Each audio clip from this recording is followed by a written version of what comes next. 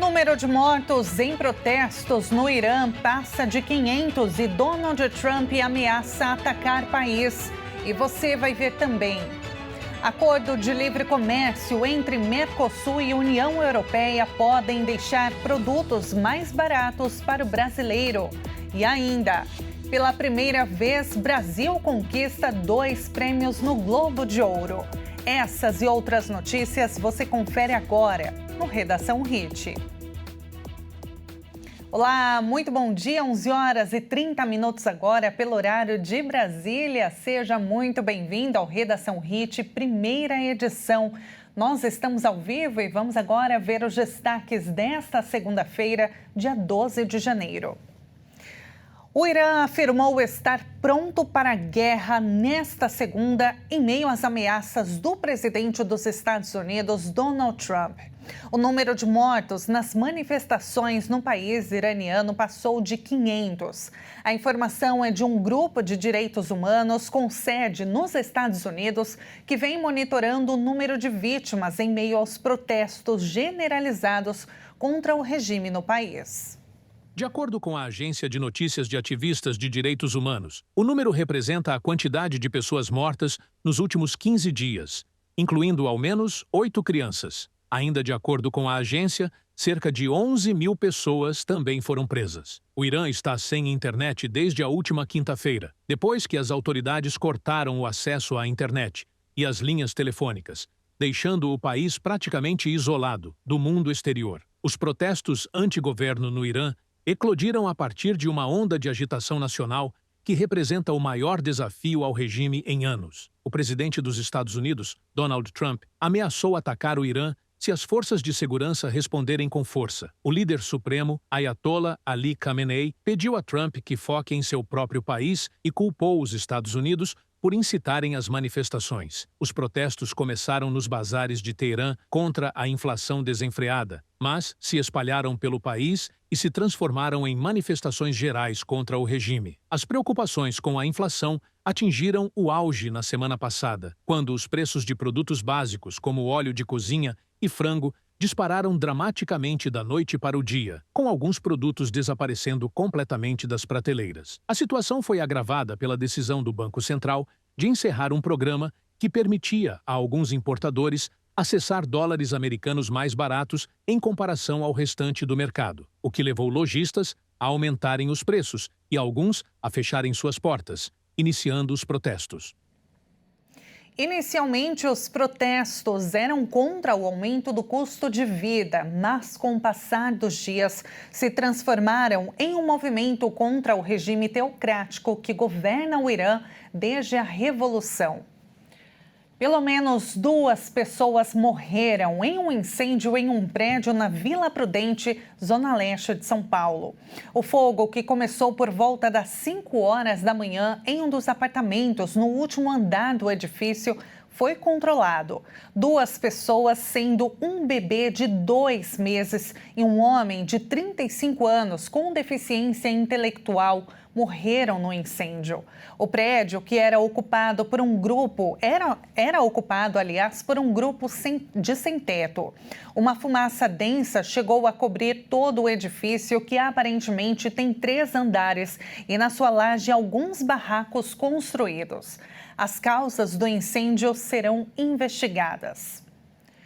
E olha, a Ursula von der Leyen, presidente da Comissão Europeia, vai formalizar no próximo sábado a assinatura do Tratado de Livre Comércio com o Mercosul.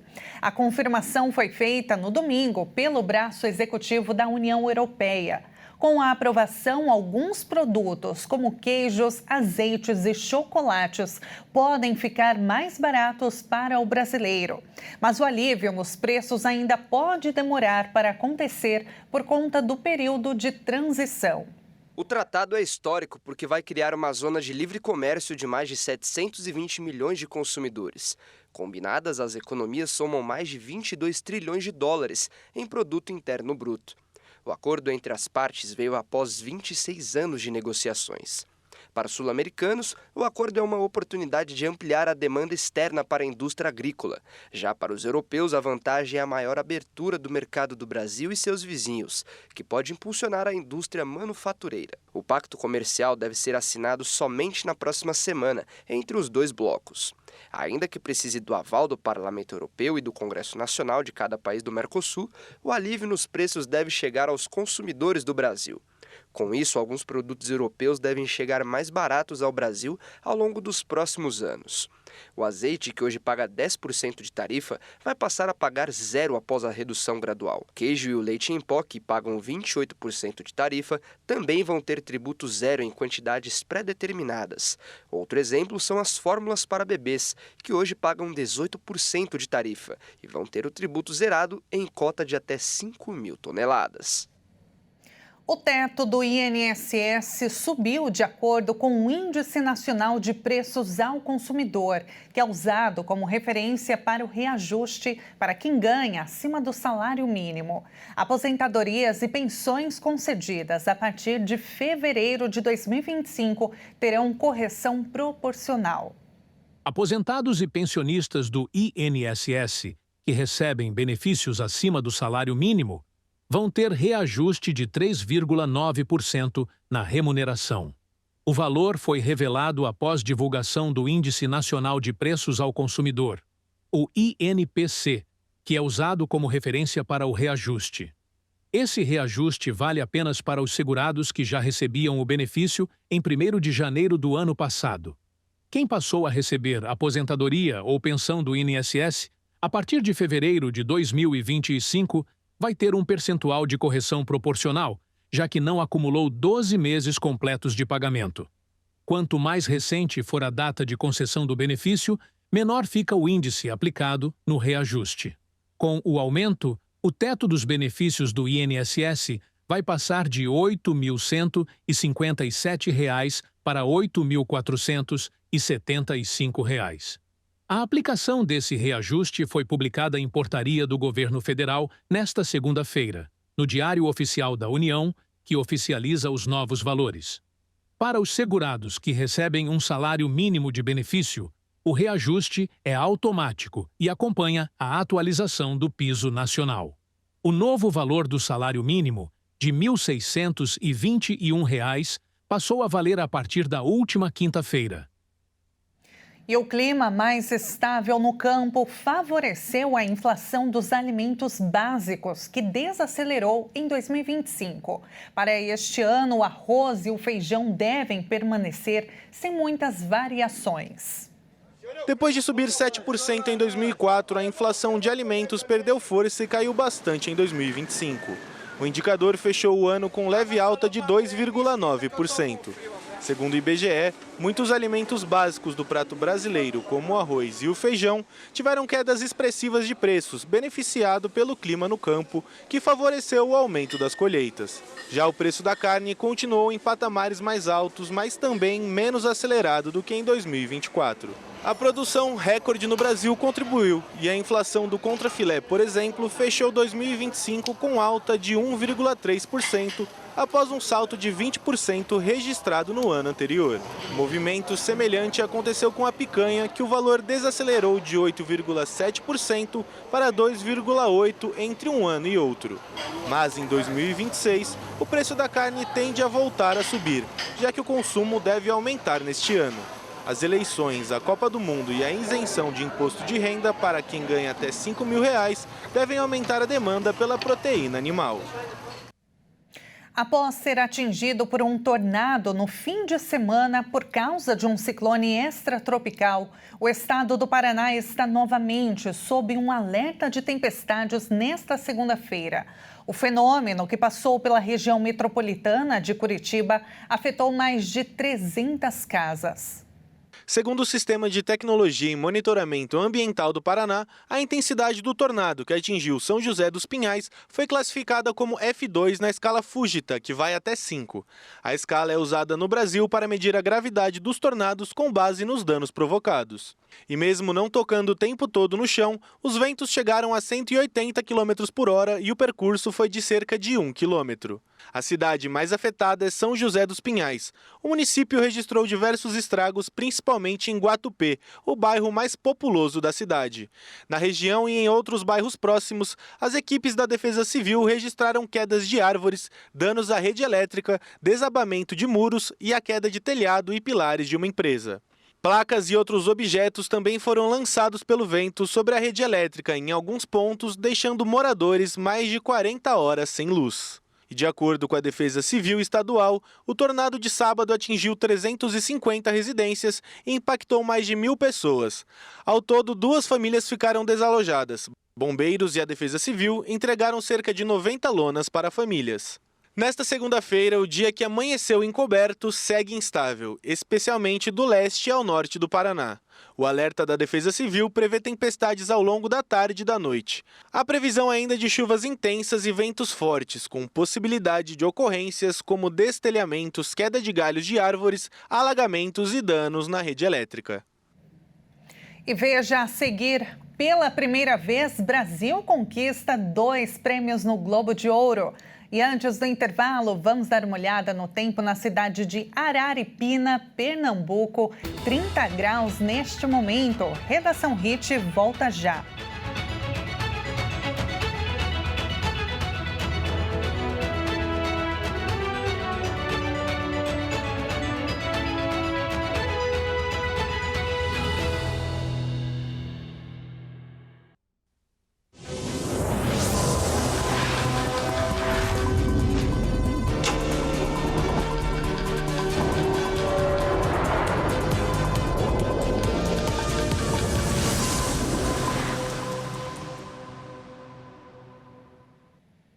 O Redação Hit está de volta agora no horário de Brasília, 11 horas e 43 minutos. O presidente dos Estados Unidos, Donald Trump, advertiu neste domingo que Cuba deve chegar a um acordo antes que seja tarde demais. O republicano afirmou ainda que o envio de petróleo e recursos financeiros da Venezuela para Havana será interrompido a partir de agora.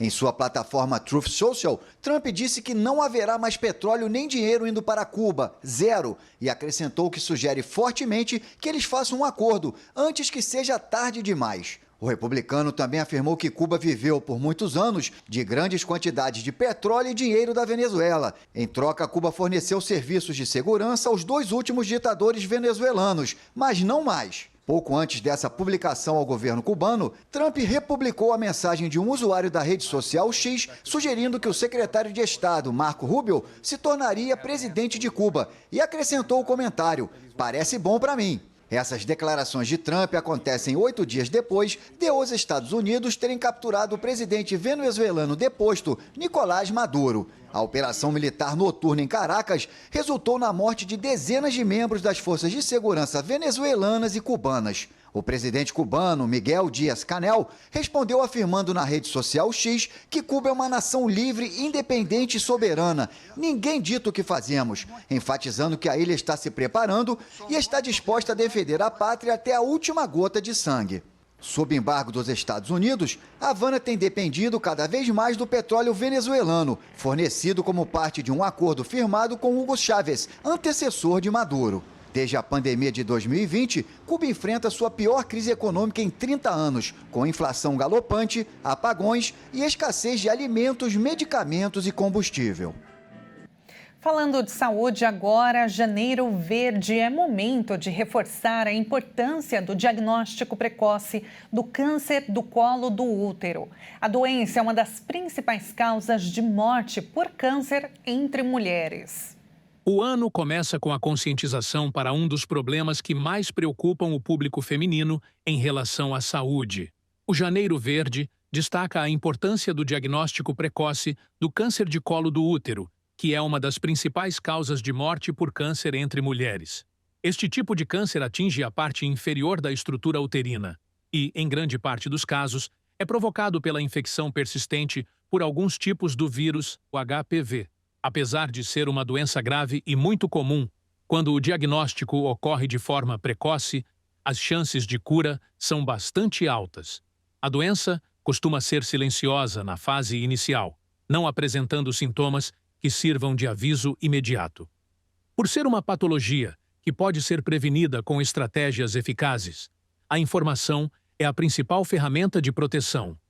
Mulheres que não realizam o exame preventivo regularmente ou que não receberam a vacina contra o HPV compõem o grupo de maior risco, que também é ampliado por fatores como o tabagismo.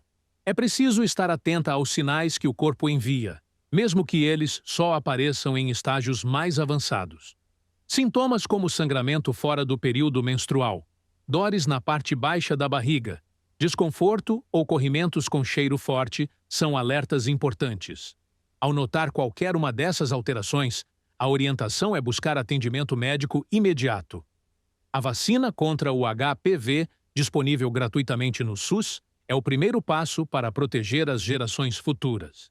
Já para as mulheres entre 25 e 64 anos, a realização periódica do exame preventivo é indispensável para detectar alterações celulares precocemente. A partir de hoje, o estado de São Paulo vai intensificar a campanha de vacinação contra o sarampo e a febre amarela. A Secretaria Estadual da Saúde informou que a campanha se concentra principalmente na capital paulista e em locais de grande circulação de pessoas. Na primeira semana da campanha de vacinação contra o sarampo e a febre amarela, o público vai ser imunizado em estações de metrô, terminais de ônibus e shopping centers. Depois, entre os dias 19 e 23 de janeiro, ela vai ser realizada junto a taxistas e profissionais do setor de turismo. Já no dia 24 de janeiro, a campanha é reforçada com o dia D de vacinação. A vacina contra o sarampo vai ser aplicada em adolescentes e adultos não vacinados ou com um esquema incompleto. Já a imunização contra a febre amarela tem como foco meninos e meninas de 9 a 14 anos, além de pessoas que vivem ou circulam por áreas com registro de transmissão da doença. O sarampo é uma doença infecciosa altamente contagiosa e que já foi uma das principais causas de mortalidade infantil no mundo. A transmissão do vírus ocorre de pessoa a pessoa, por via aérea, seja ao tossir, espirrar, falar ou respirar. E a febre amarela é uma doença infecciosa febril aguda, que é causada por um vírus e é transmitida pela picada de um mosquito silvestre, que vive em zona de mata, e não há transmissão direta de pessoa para pessoa. É importante lembrar que a vacina contra o sarampo, cachumba e rubéola também está disponível em todas as unidades básicas de saúde e é recomendada para pessoas a partir dos 12 meses até os 59 anos. Já a vacina da febre amarela é recomendada para pessoas dos 9 meses até os 59 anos. Todos aqueles que já tomaram alguma dose de vacina contra a febre amarela não precisam se vacinar novamente. A vacinação é uma das principais estratégias de prevenção contra surtos ou epidemias.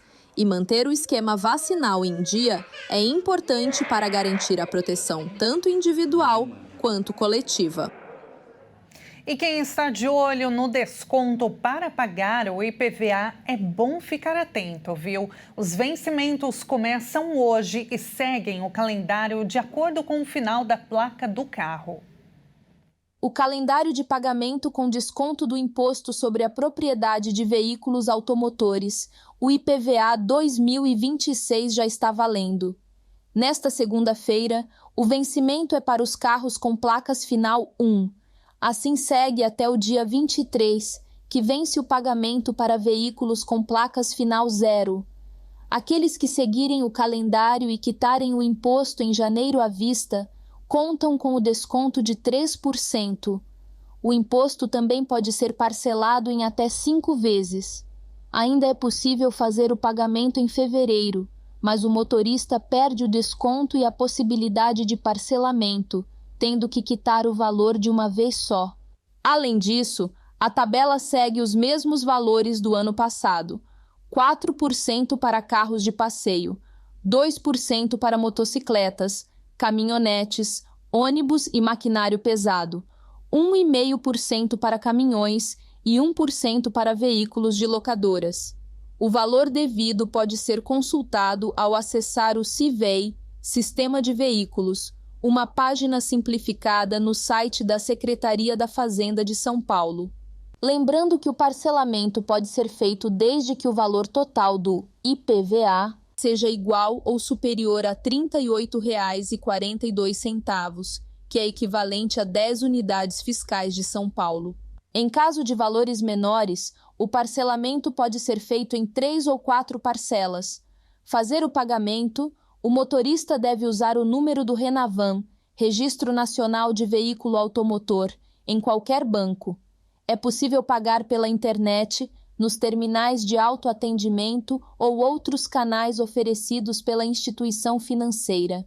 Também é possível realizar o pagamento em casas lotéricas e com cartão de crédito nas empresas credenciadas à Secretaria da Fazenda.